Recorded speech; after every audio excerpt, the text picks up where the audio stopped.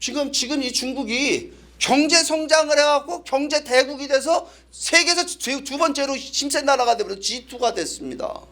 그런데 여러분 중국이라는 나라가 최근 경제 성장하는 거 보게 되면 첨단 기술을 중심으로 첨단 산업을 중심으로 해갖고 경제 성장하고 있어요. 그렇죠? 예. 그런데 여러분 보세요. 이 첨단 기술 갖고 첨단 산업이 발전하는데 첨단 기술 필요한데 그 첨단 기술을 중국 사람들은 스스로 개발한 걸까요? 아니면 남의 나라에서 훔쳐오고 스파이해 온 걸까요? 스파이해서 갖고 왔죠. 근데 그거 왜 문제가 되나요? 안 되나요? 여러분 그거 문제가 안 된다고 생각하는 분들 많아요. 왜냐면 우리도 옛날에 그랬으니까.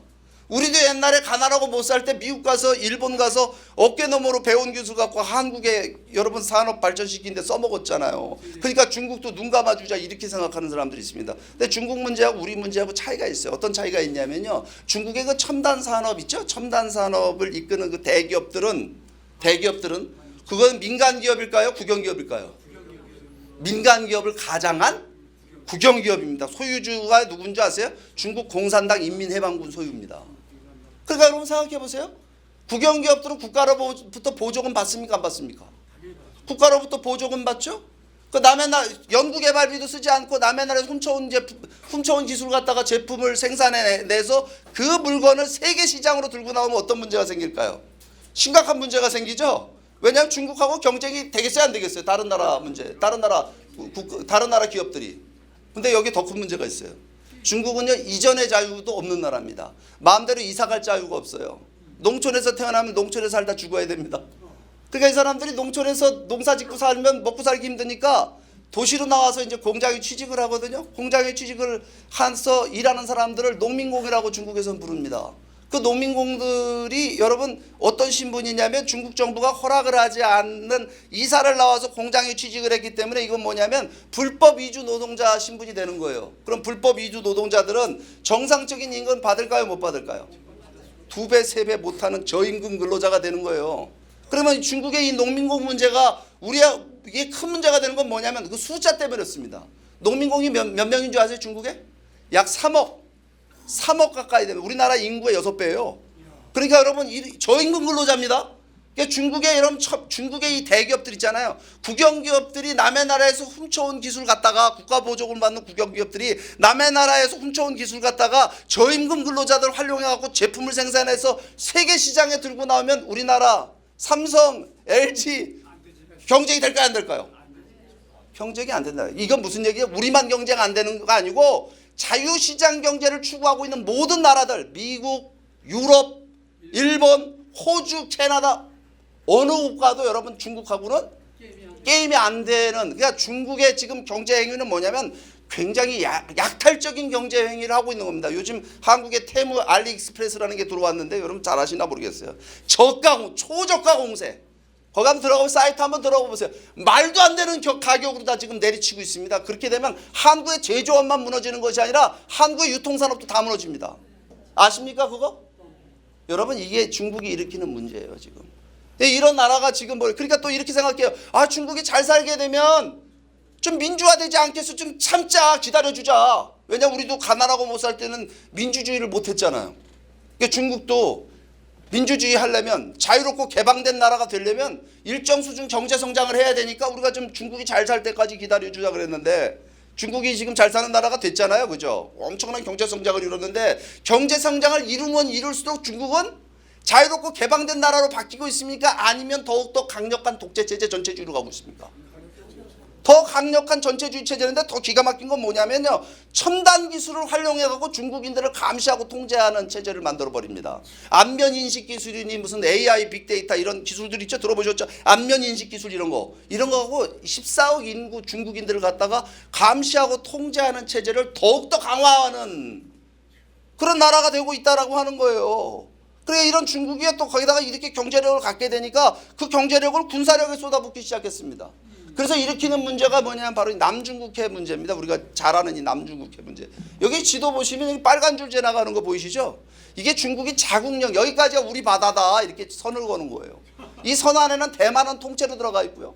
이 선이 지나가는 곳이 어디로 지나가냐면 필리핀하고 베트남의 연안을 지나가고 있습니다.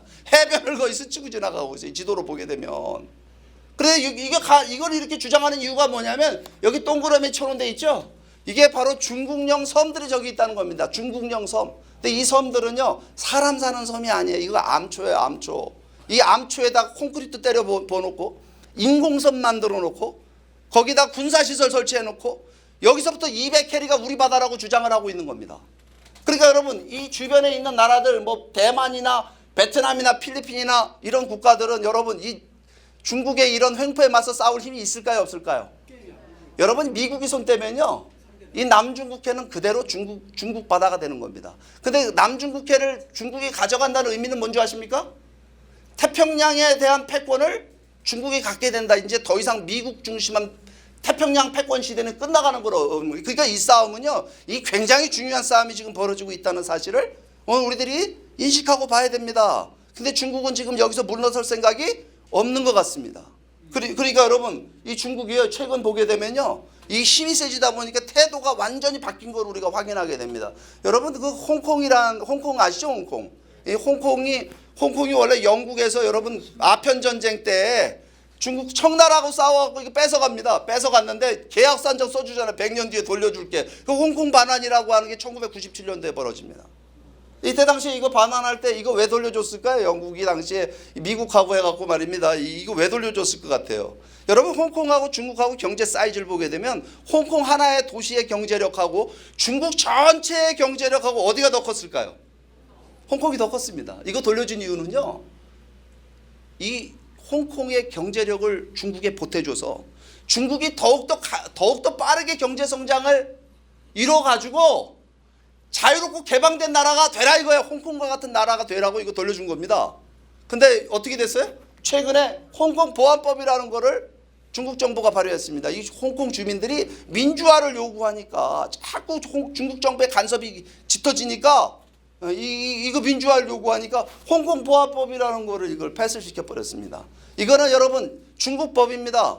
근데 그 중국 법 안에 내용이 뭐가 있느냐면 국가 분열을 획책하는 행위를 하게 되면 무기징역을 때릴 수 있는 조항이 있습니다. 국가 분열 행위라는 건 어디까지 확대가 될까요? 시진핑 정부를 비판하는 언론에 해당이 될까요 안 될까요? 해당이 되겠죠. 그러니까 지금 여러분 홍콩에는요 중국 정부를 비판하는 언론이죠.